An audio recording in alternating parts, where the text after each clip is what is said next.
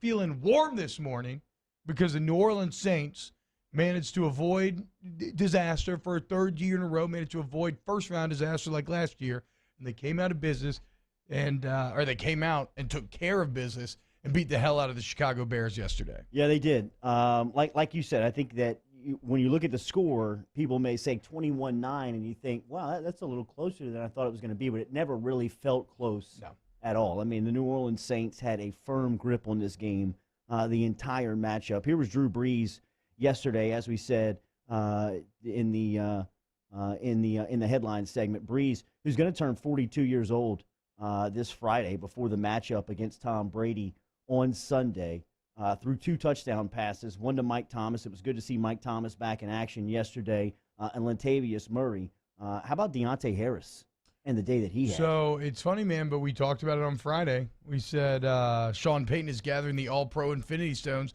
and I was yelling at my brother about it yesterday. You got to remember, it wasn't 1, it wasn't 2, it was 3 NFL All-Pros coming back to the roster on Sunday. That's why we keep talking about this Saints team as maybe having the most untapped potential of any team in this playoff, is because of the pieces they've been missing. Really, what other roster? I mean, Deontay Harris is an All-Pro in the return game, but what other roster could you take 3 All-Pros off of for significant portions of the season, and that's not even including Drew Brees, and then you still end up going 12-4 and getting the 2 seed? And even yesterday, the offense still hasn't reached its final potential. But yeah, that third All-Pro, the oft-forgotten one, Deontay Harris, we talked about on Friday, he was getting some juice in the receiving game before he went down with injury. He caught some big touchdowns at the end of halves, and it looks like that growth has not been impeded by the break. I mean, he's your leading receiver yesterday. Was it 7 catches, 83 yards? And he's fast, man. He's like a different level fast when he takes off. He's got a little bit of shades of like an Antonio Brown in him. Like if he continues to work, continue to develop, I don't know if I don't think he'll ever reach the heights of an AB, but he's that style of receiver. 7 targets, 7 catches for Deontay Harris on Sunday. 83 yards was the total line of yesterday's production. Here's Drew Brees talking about the wide receiver.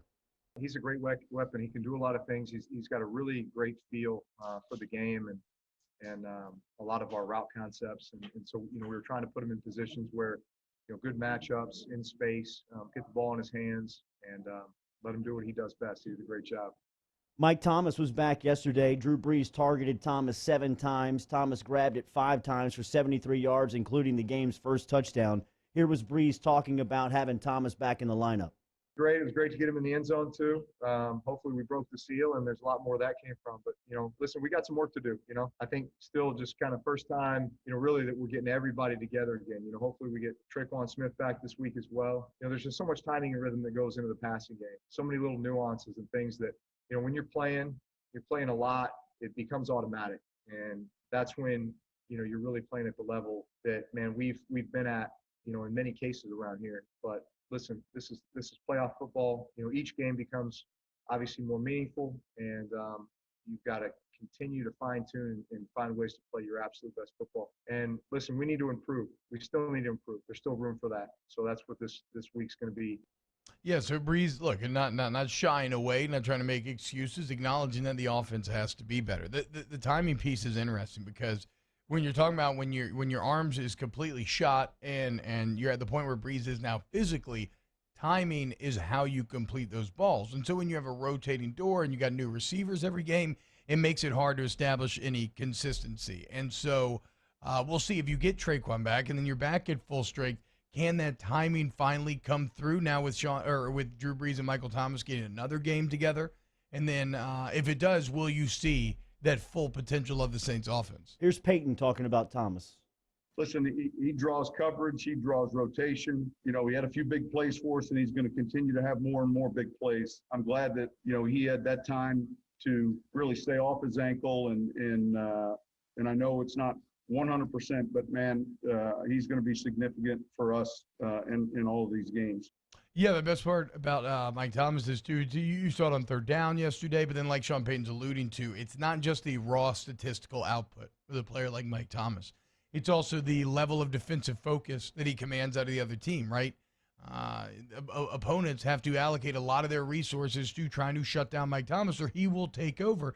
And so that opens the doors for guys like Deontay Harris yesterday, or obviously Alvin Kamara opens a lot of doors in his own, but he stresses you in different ways as well. So Mike Thomas's value goes beyond just his raw statistical output. Saints defense on Sunday was fantastic. They held the Bears to only 48 yards rushing. Trubisky yesterday was 19 of 29, 199 yards, threw one really inconsequential touchdown at the end of the game to Jimmy Graham. He made a fantastic catch, one-handed grab. Which, shout out, that won me my family squares game. Come on. Took $40 out of my brother's pocket and Nice. put $40 into mine. So shout out Jimmy Graham. I really used to love you in New Orleans, and still coming through for me. And no matter, depending on what side you were on, not kicking the PAT is something that you rarely see in an NFL game. They usually always kick the point after. Yesterday, the teams just ran off the field. That was a huge number. Wait, so is that legal? Can you just I guess I never knew that. Like, I thought if you scored with 0 seconds left that you had to do. I thought so too. Yeah, I mean, that's the first time I've ever seen that. Just like, oh, we're out, dude. Screw this. And it was right on the number. If I was a Bears player, you've been waiting for that game to end for about an hour and a half at that point. Here's Payton talking about his defensive performance. Thought we tackled well in space. I thought our third down numbers were good. And ultimately, I thought, we forced them to become one-dimensional. And when you're able to do that, you're going to win a lot of games. Landwy Insurance brings you off the bench daily here online at LANOIXagency.com. Remember, you can get in touch with the crew this morning if you're looking for an insurance quote, whether it's on auto insurance, home insurance, business insurance, flood insurance. Get in touch with the Landwys. Randy, Brian, and David all standing by. 749-5640 is the phone number, or hit them online at LANOIXagency.com. First-hand testimonies from the off-the-bench crew as they handle all of our insurance. Get in touch with them this morning over at Landwy Insurance, LANOIXagency.com. So it sets up Tampa Bay and New Orleans. This is the third matchup that you get to see Drew Brees facing off against Tom Brady, two of the best to ever play the position. If you look at the records and all-time record holders in NFL history, these two sit right atop of all the stats that matter, and they will square off on Sunday, where the loser goes home for the rest of the season. Here was Brees yesterday asked about the next matchup versus Tom Brady. Don't take it for granted.